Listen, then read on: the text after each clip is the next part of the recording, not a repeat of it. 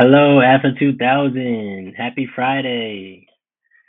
I have already recorded this in video in its entirety before I realized the audio was all messed up. So this is take two. Bear with me.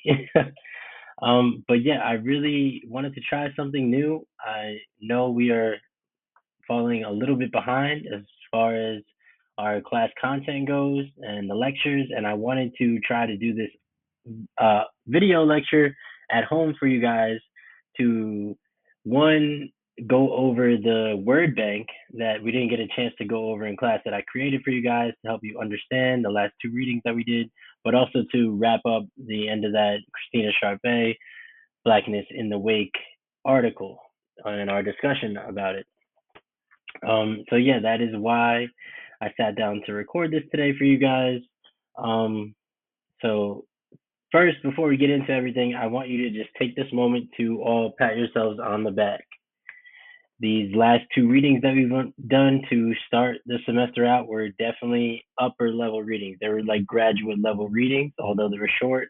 There was a lot of, theoretical concepts, terminology, and yeah, words that take a while to even be able to engage with within the discipline of Black Studies, and that you need to have read other scholarship to, uh, really comprehend to the fullest extent. And I know a lot of you were Google searching terms and really grappling with these ideas in class on Wednesday, even if we didn't all get there, which I didn't expect everyone to understand this reading, off rip. Um, this I assigned this reading knowing that it was out of some of our reach in order to be like a primer to introduce us to some ideas and concepts that we'll get to later on in the semester. Um, yeah, just as like a kind of like a preface, just to prepare us for those conversations. So we're gonna backtrack after this week and work our way back towards these types of discussions later on. But I thought it was fruitful, especially because they talk about, what is the project of Black Studies? How is it? What actions has it taken so far? And what could it be in the future? What are its issues? And I thought those were key ideas. Also, what is blackness, which is the concept we have been discussing for the past 2 weeks. So really good primers for our course and the subject matters that we'll deal with. So with all that said, kudos to you guys for sticking with me through this. I'm sorry for putting you through this, and I promise you, by the time we get to rehashing these discussions later on in the semester, will be better able equipped to have those conversations, those tough conversations. You know. So with that said, let's dive into this word bank a little bit. And I wanted to begin with the concept of social death. So the term social death comes to us from a historian named Orlando Patterson, and he wrote a book, Slavery and Social Death, a comparative essay. In 1982, he released this book, and Orlando Patterson is coming into this conversation questioning all the historians before him that had dealt with slavery up until that point. So his argument is really that, we have pretended to define this thing, slavery, but no one has actually done that in its entirety. What we've mostly done up until that point is to describe the conditions of slavery, describe, the brutality, the labor, the economics, and certain,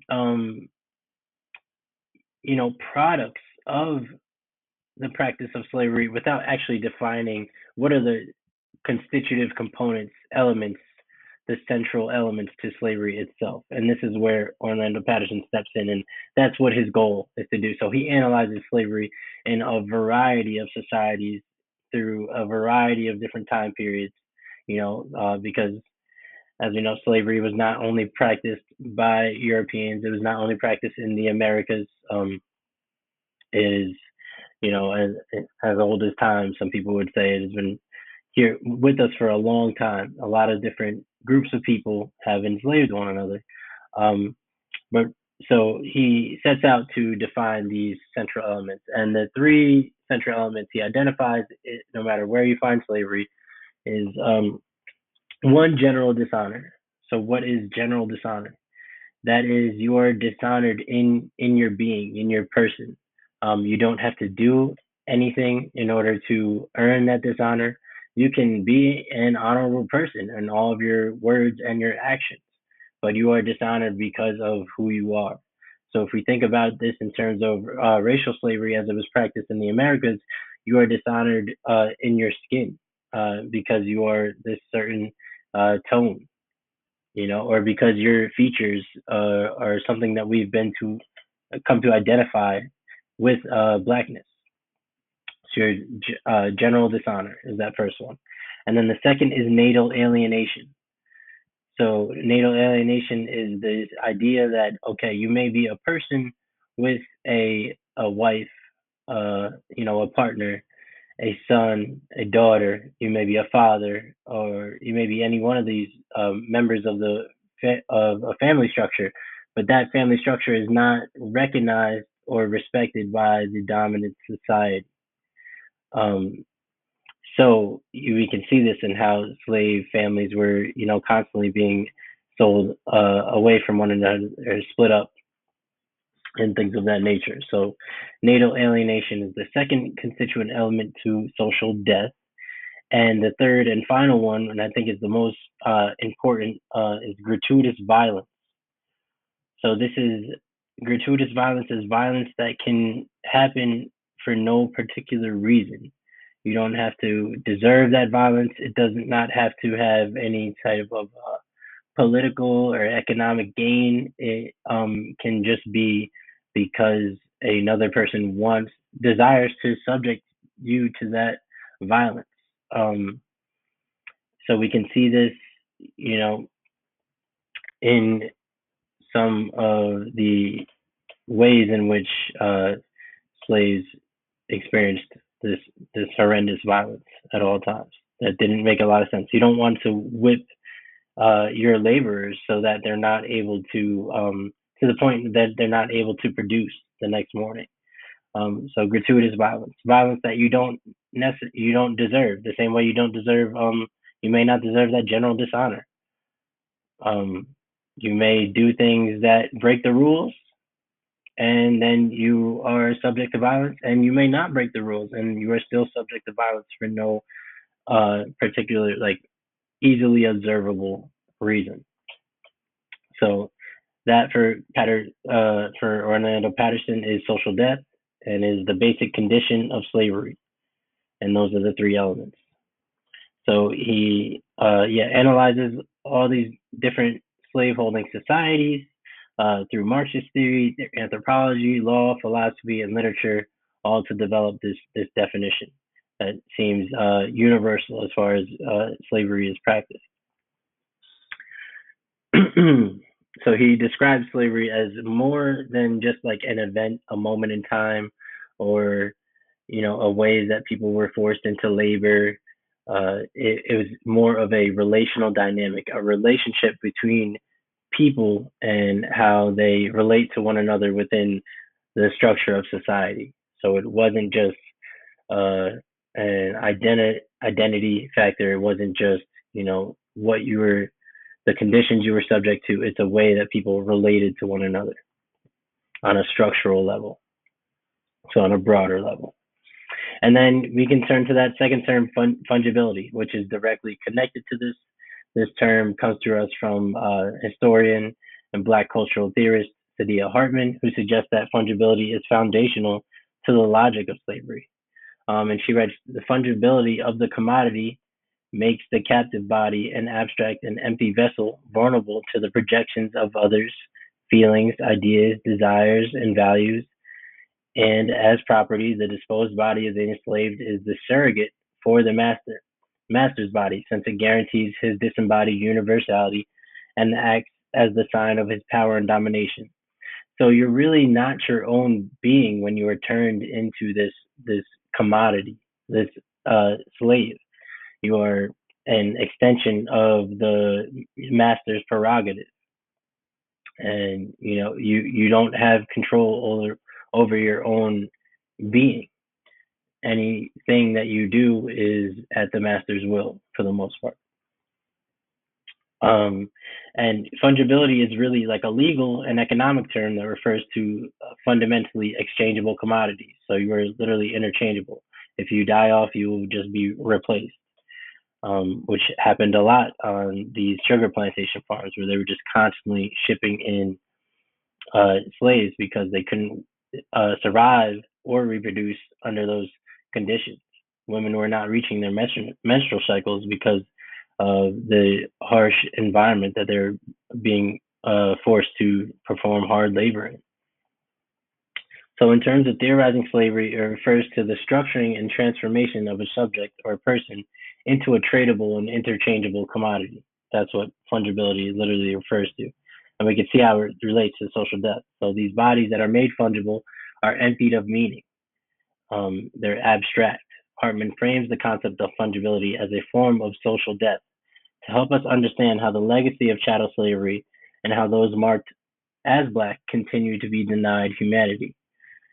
So that can then, lead us into this third term on your word bank, the afterlife of slavery, which also should be credited to Saidiya Hartman.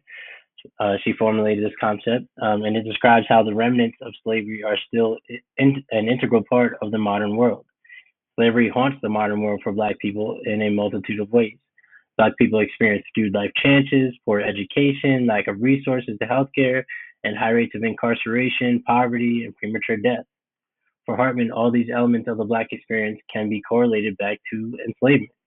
And we can understand, how Sharpe then uses this concept at the afterlife of slavery and works it into her ideas about the wake and how we can imagine this slave ship moving through the water and the ripple effect that it has had on our society that we're still experiencing today. That is the wake. That is the disturbed water, the disturbed body of water. For Hartman, Black lives are still imperiled by racial calculus and political arithmetic that was entrenched centuries ago. So we're still grappling with this way that slavery became associated with Black people and structured our relation to people in this society, in this American society, which is anti-Black. And then there's the final term on the word bank, the position of the unthought, which connects to it actually comes directly out of an interview that Saidiya Hartman had. She was interviewed by Frank Wilderson, who is another theorist. And during conversation, and Hartman says, on the one hand, the slave is the foundation of the national order, and on the other hand, the slave occupies the position of the unthought. So what does it mean to try to bring that position into view without making it a locus of positive value or without trying to fill in the void? So without trying to rewrite history and say, these slaves were actually human. Not saying that, Black people aren't people, but they were not thought of as human in the broader society. And some of the ways that people had went about rewriting the history, because a lot of the history on slavery was extremely racist and written, one-sided prior to these revisions that were taking place in, I would say, the 70s by historians, but they were problematically rewriting that history in a way that kind of masked the violence of slavery, masked how it was this totalizing relational dynamic between people. And they did so because, they wanted to wrestle back the humanity of the slaves. But unfortunately, we can't go back in time and do that. So we have to grapple with what was the reality for these people. And I'm not saying that, slaves weren't in constant revolt, because they were.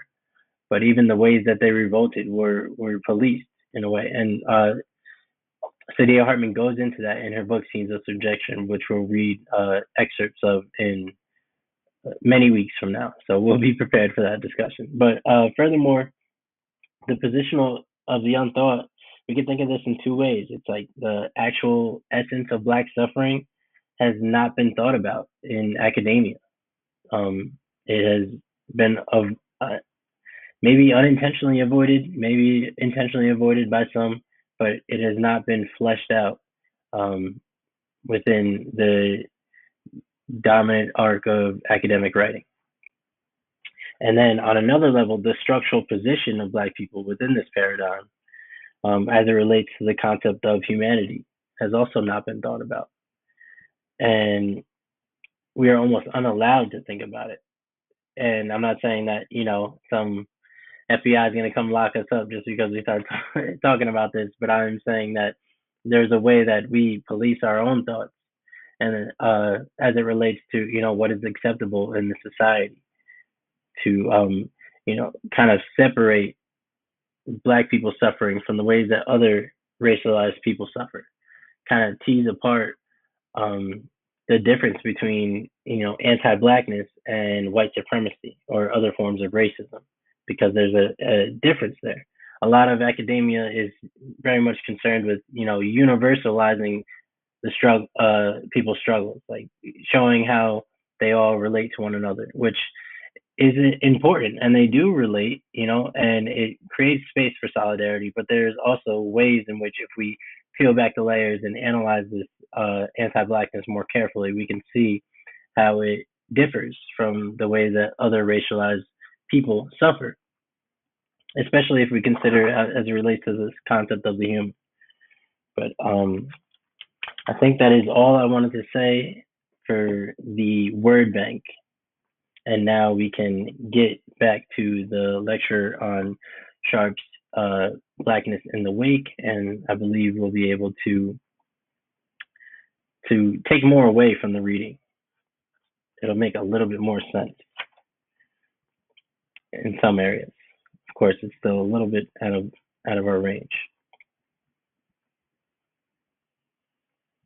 Actually, you know what? Very briefly, I want to return to the statement Tommy Curry made when he mentioned social death and was discussing, what is Blackness to him.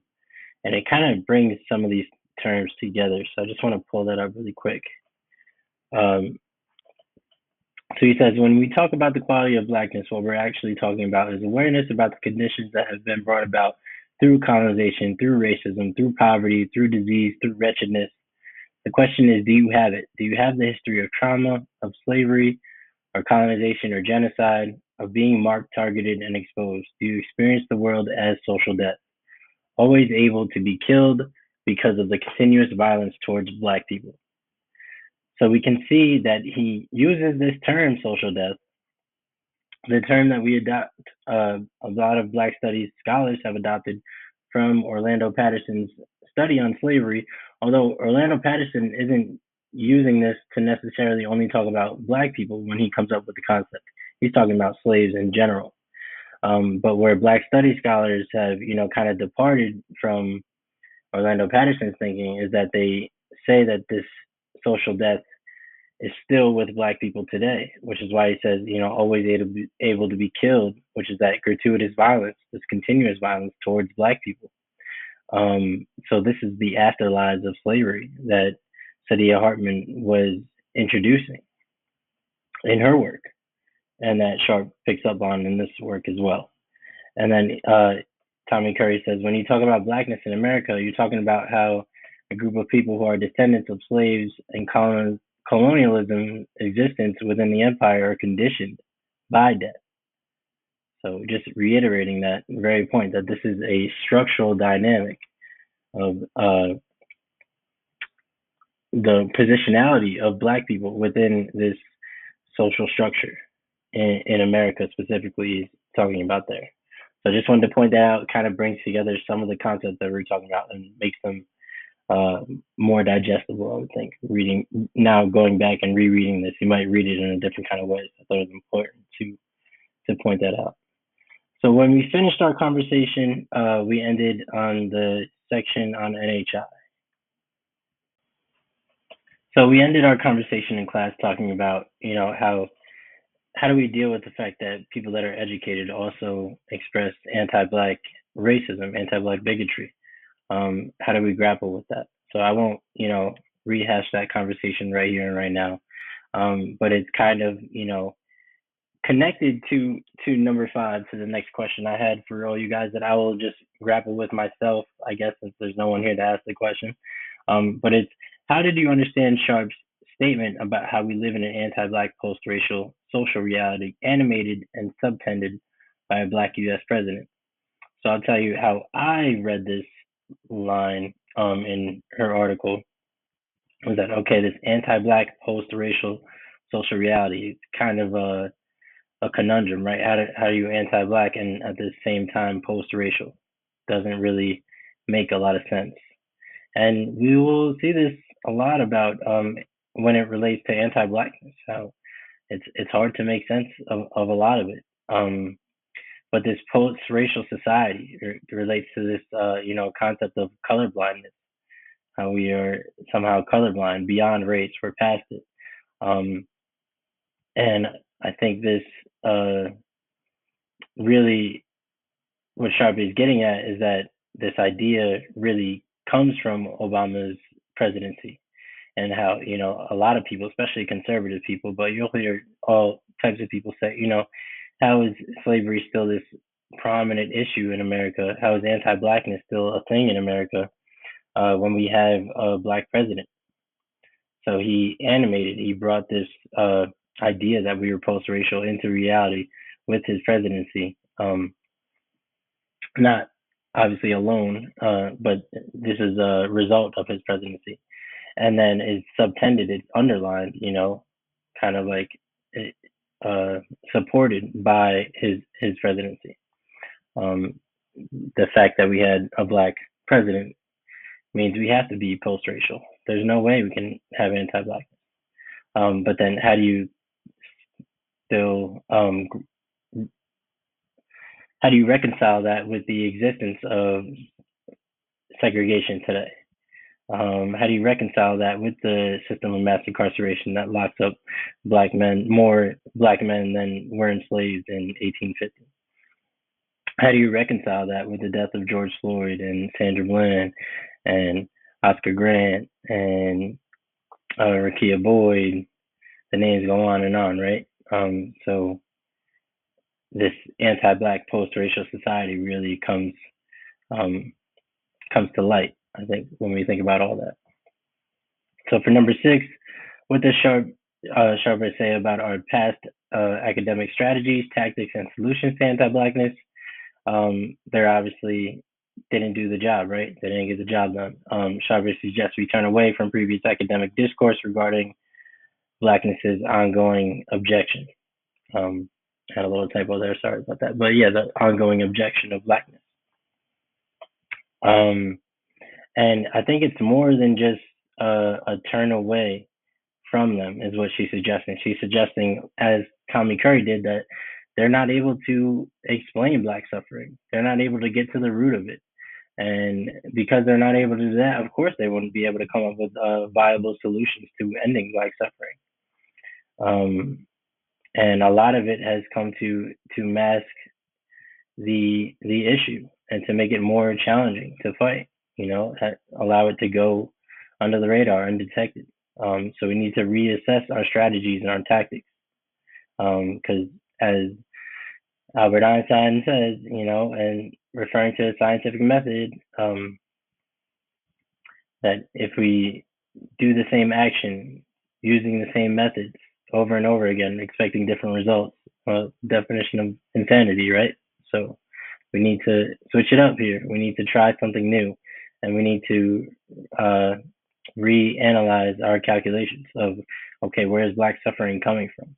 If we're not able to, get to the hearts and minds of people, if we're not able to just educate it out of the society, if we're not able to just pass laws to make everyone stop being anti-black, or to make systemic oppression, go away. We have all these laws in place that are supposed to alleviate those things, and they still haven't. We all know, which communities have been suffering in this way, and they have, for hundreds of years.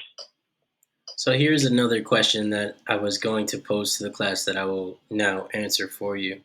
So, in this continued discussion about NHI, the NHI section, Sharpe writes, "What are the benefits of theorizing the black every day in the wake of the slave ship and the hold as black in consciousness?" And she says, "We would recognize their continued existence, recognize the ways that we are constituted through and by vulnerability to overwhelming force, though not only known to each other by that force." So she's saying a lot here with this little short sentence.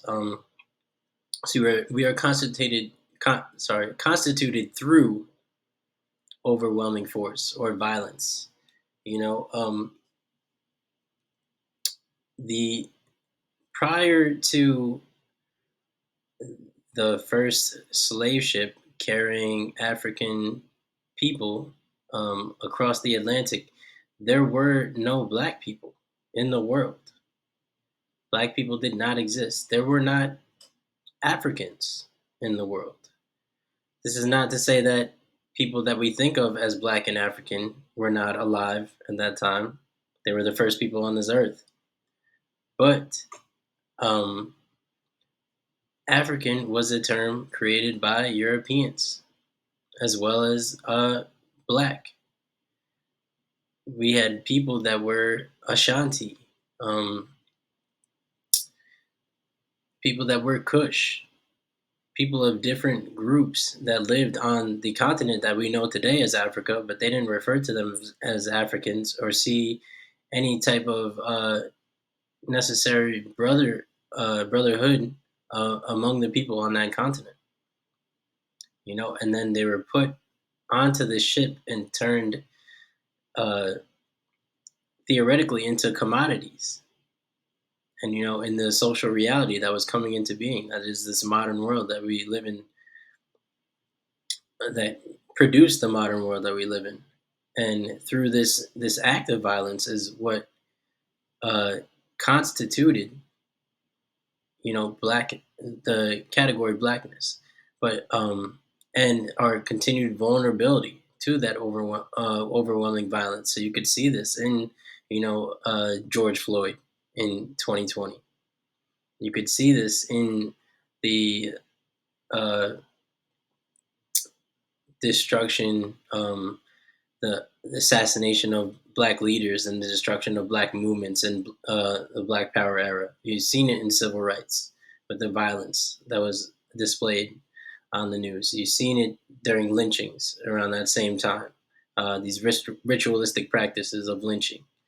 Uh, So, but we are not only, Sharpe is careful to say, we are not only known to ourselves and to each other by that force. So it is not the totality of what blackness is or what we have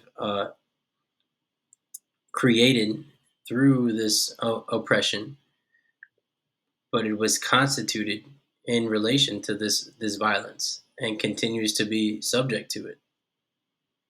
Black people. Um, and one of the easiest ways to the best ways, I think, to understand the vulnerability of slaves to violence is to look at slave women. And she gets into this conversation about the law um, established in Virginia in 1662, Partus Sequitur Ventrum, which established that the children of slave women inherited their mother's condition and freed the biological father from responsibility and relationship with the child and granted all rights of children to the slave owner. So the legal system had a lot of trouble trying to figure out who was responsible for these children that were being born through the rape of enslaved women.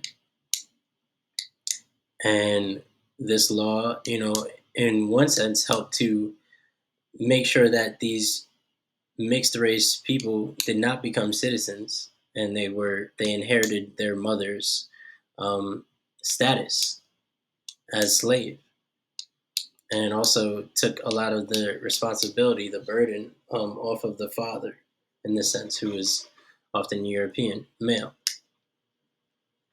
Um, so it gets even crazier if we think more later. A few years after this, 100 years actually, you had the Slave Trade Act, where in 1794 to about 1807, there were a series of laws that prevented slave ships, from being porting in America. So slaves were no longer allowed to be shipped in from Africa. But this wasn't the end of slavery. As I hope we all know at this point, slavery ended in 1865 after the Civil War, with the Emancipation Proclamation. But from 1807 to 1864, somehow the population of enslaved boomed in this nation, and that is because they created what we refer to as they were slave plantations where um, slaves were forced to have sexual intercourse and produce children.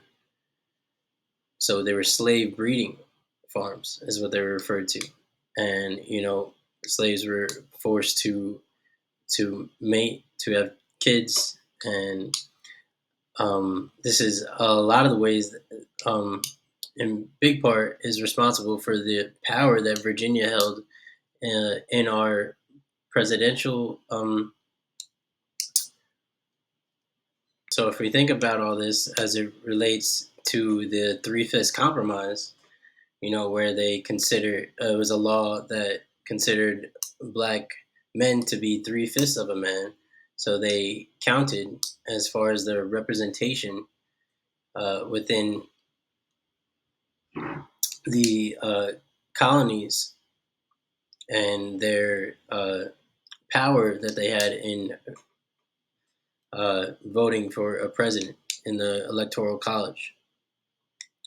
So the more slaves, obviously, that one had, the more power that the slave had. That the state had in the selection process of who was voted into the presidency. And this is why, for so many years early on in American history, Virginia had uh, so many different individuals uh, coming out of the state that became the president of the United States, because they were the state with the most slave breeding farms. Um, and honestly, it became beneficial to then uh, rape a slave. Not even just to have your slaves, have intercourse with one another, but to, as a white male, to rape your slave and to have a child, a mixed race baby, and then enslave that child or sell that child away to a different plantation. So, with that said, another question that I posed was, how does Sharpe feel this condition for slave women as non-human, non-citizen, non-status reappears in the present? And she says, the mother's condition, her non-status, reappears in the present in the ways that black people, regardless of sex and gender, but especially the young and the poor and working class, have become in the United States, and not only in the United States, the symbols of the less than human being condemned to death. Okay, so then I turn to the final section of this article, Cradle to the Grave. And I wanted to pose the question that actually Christina Sharpe asked in the very beginning of the entire article. After we have now read this section, she says, do we understand the title Cradle to the Grave, adopted by Temple University for their project to describe for their project on Black youth in the projects, Black youth who lived in the projects, and the Black youth participants involved in their project, as a command or a description of Black life? So she's saying, is this what, the university is commanding that Black life be? A cradle to the grave existence? Or is it a description of their lives growing up in these projects, in these hoods, in these desolate communities, these systematically oppressed communities. And it is just, I feel, very, problematic to have a project that is centered on exposing these black children who are in their everyday lives, as Sharp informs us, exposed to trauma, to more trauma through these videos of seeing the murder, the outcome of gun violence in these communities, instead of directing their efforts towards fixing systemic oppression, fixing the educational system, uh, social services in these communities, segregation. They instead, put the burden of responsibility onto these children by just suggesting if they expose them to enough trauma early on, maybe they will be able to change the trajectory of their lives. That they didn't set themselves on this path. This path was laid out before them, and uh, laid out before their parents, and they're literally born into these circumstances. Um, I hate to. I'm cringing at the idea of bringing Kanye West up in a conversation that has anything at all related to slavery at this point. But on his first album, he has a song called "We Don't Care." I think it's the opening track to his first album, and in the chorus, the song is about Chicago and youth in Chicago and growing up in Chicago, and he has children singing on the song. Um, and they sing, we wasn't supposed to make it past 25, which is an idea within the black community that a lot of the youth have, that they're not expected to, grow up to become adults. And it speaks to this, their vulnerability to this violence, the gratuitous violence that is a constant threat to their lives as black beings in this anti-black society. Um, yeah, so I think that it is completely problematic exposing these children to further violence, and you're going to need that violence, as I think I mentioned in class, to continue um, as long as you want to keep these studies going. So seriously problematic. And then I asked, how do we feel about the idea of exposing children exactly to the more violence? So, especially when considering a Sharp indicates that the state needs their deaths and traumatization to endlessly repeat its funding and educational purposes. Completely problematic. And finally, I wanted to close with um, talking about the closing of the article. Sharpe finishes with a discussion of a young black girl named Dasani, who's attempting to imagine her world new. She was also born into um, a struggling community, a predominantly black community in the ghetto, and she is imagining producing a video game in which she's the protagonist and she's able to change her circumstances. And then Sharper asks, uh, who or what we imagine has the ability to undo black objection in the world of modernity? And she proposes that it's black studies in the wake. So I wanted to ask you guys how you feel about her conclusion, and I think it is completely fair to say, we need, as she mentioned in the beginning of the article, a new way of looking at Black studies, a reimagining of Black studies, a reanalyzing of the project thus far, the tactics, the strategies that have been used thus far in order to achieve social justice for Black people and to eliminate anti-Blackness in this society. Is it able to be eliminated in American society and maintain democracy as we know it? If a constitutive element to the formation of democracy and the formation of freedom was enslavement, in order to define what freedom meant, they had to look at this group that was perpetually enslaved. and continues to be subject to the same gratuitous violence that brought slavery into being initially. And then I talk about what do you think is the purpose. I wanted to ask, what do you think is the purpose of her emphasis on imagination in this section? And I think imagination is so important, not to be, cheesy, but if we think back to, Martin Luther King's I Had a Dream, in order for anything new to come into existence, we have to imagine it first, to first dream about it, to dream it into existence, to manifest it, if you will. And um, it's part of the work, of imagining what a non-anti-black society would look like. Can we think of any that are in existence today? I'm not so sure, but I wanted to wrap up here, and we can continue the discussion via email or in class if you want to bring it back up if we have time left after we go through the origins of Black Studies on Monday, and we look at the other reading on Du Bois, I believe it was. So I'll end this video here. Thank you so much for doing this new project with me. Recorded lecture. I've never done this before, so I hope this is impactful and it helps us to think through some more of this article. And like I said, we'll return to these ideas in the future.